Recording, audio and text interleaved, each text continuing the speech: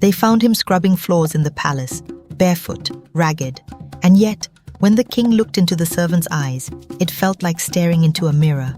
It wasn't possible. Or was it? Once upon a time, in the vast kingdom of Omorphi, whispers of the king's secrets were as common as the birds in the sky. King Eken was loved by his people, but was not without flaws. His reign was marked by prosperity, but his personal life, well, that was another story. Years ago, before ascending the throne, Eken had been a young prince. One fateful night, he had fallen in love with a maiden named Nenna, a healer from the outskirts of the kingdom. They were from two different worlds. Nenna was a commoner, and Eken's family would never accept their union. Still, their love flourished in secret. Nenna became pregnant. But before she could tell Eken, the prince was summoned to the palace for his coronation. She wrote him a letter, a desperate confession of her love and their unborn child. But the letter never reached him. She waited and waited, until one day she heard the devastating news. Prince Eken was to marry Princess Adana, a union meant to secure the kingdom's future. Heartbroken and fearful of what the king's family might do if they discovered her child, Nenna fled to a remote village. There, she gave birth to a son, naming him Obi, meaning heart. Obi grew up without knowing who his father was. Nenna's voice would soften every time he asked. "He's a man of great importance," she'd say, her eyes distant, filled with a mixture of pride and sadness. Obi's young mind tried to piece together the mystery, but Nenna always warned him, "We can never approach him, my son. Some truths are too dangerous." Despite his curiosity, life in their tiny village demanded his focus. The days were filled with hard work, tending to their small farm and fetching water from the stream. But as Obi grew, so did the questions in his heart. By the time he turned 15, life as he knew it unraveled. Nenna grew weak, her health fading like the last light of day. One evening, as Obi sat by her side, she took his hand, her grip trembling but firm. Her voice was faint, but each word carried the weight of years of silence. "My son, listen closely," she whispered, her breath shallow. "I have kept a secret from you, one I hoped you'd never need to bear. Your father is King Eken of Omorphi." Obi's world crumbled in that instant. His hands tightened around hers, his voice breaking. "The king?" he managed to say, barely above a whisper. "How can that be?" Tears welled in Nenna's eyes, but she forced a faint smile. "He doesn't know about you, Obi. You were my greatest joy, but also my greatest fear. I kept you hidden to keep you safe." Obi shook his head, his thoughts racing. The father he'd imagined all his life wasn't just a distant figure. He was a king. And Obi? He felt like nothing more than a shadow. "What do I do now?" he asked, his voice cracking under the weight of the truth. Nenna's fingers gently touched his cheek. "Your destiny lies in the palace, my son. When the time is right, the truth will find you." Her final words lingered in the air, heavy and unshakable. That night, as she slipped away, Obi's heart broke. The small home they had shared felt emptier than ever. Yet deep within him, a spark of purpose began to grow. He clutched the locket she had left for him, its tiny portrait of her as a young woman, a reminder of her strength. And as dawn broke, Obi knew his path was set. The palace, and the truth it held, awaited him. Obi set out for Omorphi with nothing but his mother's locket, which held a small portrait of her as a young woman. The journey was long, his feet blistered and aching, but the memory of his mother's words pushed him forward. When he finally reached the capital, the sheer scale of the city left him in awe. The streets bustled with life, the markets teeming with merchants shouting their wares, and towering above it all was the palace, its golden spires piercing the sky. Standing before the gates, Obi felt his resolve falter. The guards' stern faces and the grandeur of the palace reminded him of how small he was. Yet, determination burned in his chest. He offered his services as a servant and was accepted, beginning his new life scrubbing floors and cleaning dishes within the palace walls. The palace was a world of its own, filled with endless corridors and lavish rooms adorned with gold and silk. Obi worked tirelessly, blending into the background, yet his eyes were always drawn to the royal family. He caught glimpses of the king during grand ceremonies, his commanding presence filling the halls. Obi's heart ached with questions every time he saw him. Did the king know he existed? Could he ever reveal the truth? Weeks turned into months. Obi's days became a blur of chores, but his nights were filled with quiet contemplation. As he watched the royal family from the shadows, he noticed the small details. The way the king's laugh echoed in the halls, the gentle way he spoke to his children. Obi's longing grew, but so did his fear. How could he approach a man so powerful and say, "I'm your son"? One evening, after a particularly long day, Obi found himself alone in the grand kitchen. He clenched the locket tightly, its edges pressing into his palm. The weight of his secret felt unbearable. "Mother," he whispered, staring at the tiny portrait. "How can I face him?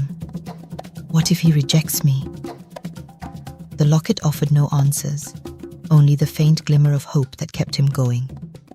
The palace was vast, but Obi's secret made it feel suffocating, every glance from a noble or fellow servant tightening the knot in his chest.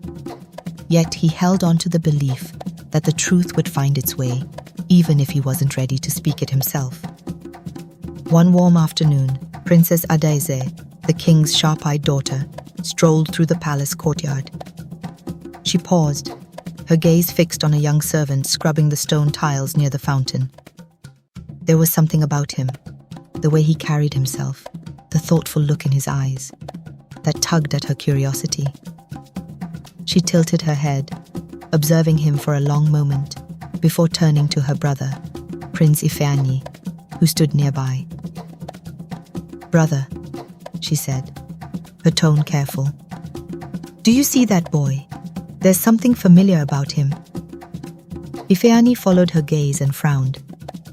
"He's just a servant," he replied dismissively, but his eyes lingered on Obi. "Though, you're not wrong. He does seem odd." From that day, the siblings began to watch Obi more closely. They noticed the way he spoke with unusual eloquence for a servant, the sharpness of his mind in handling even the simplest tasks. Then there was the resemblance, the way his jawline and piercing gaze mirrored someone they both knew well, their father. The palace soon buzzed with whispers. Servants huddled in corners, exchanging furtive glances and hushed speculations. "Who is that boy?" one whispered. "Could he be an illegitimate son?" Another dared to suggest. The rumors grew louder, but Obi, oblivious to the attention, went about his work as usual. That was until one fateful evening when, while clearing the king's chambers, he accidentally left his mother's locket on a polished wooden table. It wasn't until later that night, as he lay in his small servant quarters, that he realized it was missing. His heart sank. The locket was the only tangible connection he had to his mother. Meanwhile, in the king's chambers, Eken sat by the flickering glow of a single candle. His eyes fell on the small, delicate object resting on his desk. Picking it up, he turned it over in his hands, his breath catching as he saw the tiny portrait inside. The face staring back at him was unmistakable. Nena. His Nena. The memories came flooding back. Her laughter, her gentle touch, the way she had looked at him all those years ago. He gripped the locket tightly, his knuckles white. "This cannot be," he whispered to himself, though the truth burned in his chest. Who could have left this here? And why? His mind raced with questions, his heart pounding as the past collided with the present. The next day, King Eken summoned Obi. The boy's heart pounded as he was led into the grand chamber. The room seemed larger than life, its walls lined with tapestries depicting the kingdom's victories. The king sat on his throne, his expression unreadable, yet his piercing eyes seemed to see right through Obi. "Step forward," the king commanded, his voice cold and firm. Obi's legs felt like lead, but he forced himself to move. When he finally stood before the throne, he bowed deeply, his trembling hands clasped tightly. The king held up the locket. Its small chain dangled between his fingers, catching the light. "Where did you get this?" he asked, his tone sharp. Obi's throat felt dry, but he managed to reply, his voice cracking. "It belonged to my mother, Your Majesty." The room seemed to grow colder. The king's eyes narrowed. "Who is your mother?" Obi's hands clenched at his sides. He hesitated, feeling the weight of the moment pressing down on him. Finally, he lifted his gaze and spoke, his voice steady despite the storm inside him. "Her name was Nenna, Your Majesty." The room fell into a heavy silence. The king's hand trembled as he gripped the locket tighter. Memories surged through him. Her laughter, her gentle touch, the promises they had whispered in the stillness of the night. He stared at Obi, his eyes tracing every feature. The resemblance was undeniable. It was like staring into a reflection of his younger self. For a long moment, neither spoke. The air between them was thick with unspoken truths, as if the walls themselves held their breath. When the king finally spoke, his voice was softer, but the weight of his words filled the room. "You are her son," he said, the words tasting foreign on his tongue. "And mine." Obi's heart thundered in his chest, but he said nothing, letting the truth hang in the air like a storm about to break. The revelation shook the palace to its core. The queen's voice echoed through the grand halls as she paced furiously, her face flushed with anger. "How dare you bring this shame to our family?" she screamed at the king, her eyes blazing. "A servant, his son! This is an insult to our name." Prince Ifeanyi, seated stiffly near the window, clenched his fists. His jaw tightened as he avoided his father's gaze. "What does this mean for the future?" he asked sharply. "Is he to claim the throne? Am I to be replaced by him?" The room was heavy with tension, but amidst the storm, Princess Adaeze stood apart, her expression thoughtful rather than enraged. Later, she found Obi in the servants' quarters, seated on a small wooden stool, his head buried in his hands. "Obi," she said softly, her voice a balm against the chaos. He looked up, startled, his eyes red from tears. "Princess," he mumbled, lowering his gaze. I didn't mean for any of this to happen." She stepped closer, her tone gentle but firm. "I believe you, but you have a story to tell, Obi. Let them hear it." Through Adaeze's careful intervention, Obi's tale began to spread, carried in whispers and cautious conversations among the people of Omorphi. The marketplace buzzed with speculation. "He looks like the king," one merchant said, shaking his head in disbelief. "But a servant?" another replied, her tone laced with doubt. How could that be? Some were skeptical, unwilling to believe that a servant could share royal blood. Others, however, saw something in Obi's demeanor that spoke of truth. His quiet humility and earnest nature began to win hearts. even as the palace struggled with the weight of the revelation. Months of turmoil followed, each day a test of loyalty and resilience. The king's advisors gathered in secret meetings, their voices low but urgent. "Your Majesty," one said, his brow furrowed with concern, "this revelation could weaken the throne. You must send the boy away, for the sake of the kingdom." But Eken's resolve was unshakable. "The truth has found its way here," he replied firmly, "and I will not bury it again." The public ceremony that followed was tense, the grand hall filled with nobles and commoners alike. Whispers rippled through the crowd as Obi stood beside the king, his posture stiff, but his gaze steady.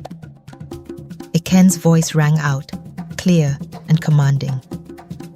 "Today, I acknowledge Obi as my son.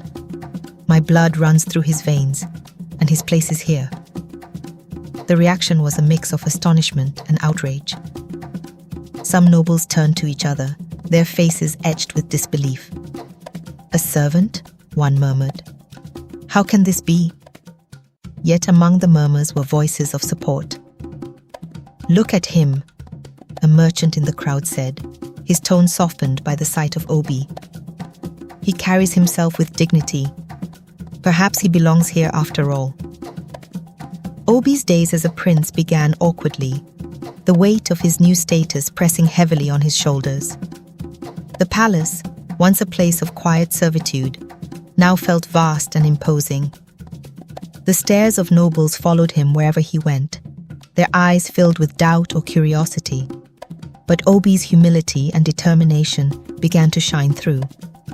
He approached his siblings cautiously, unsure of how they would receive him. Prince Ifeanyi's initial frostiness thawed over time as Obi proved himself not as a rival, but as an eager learner.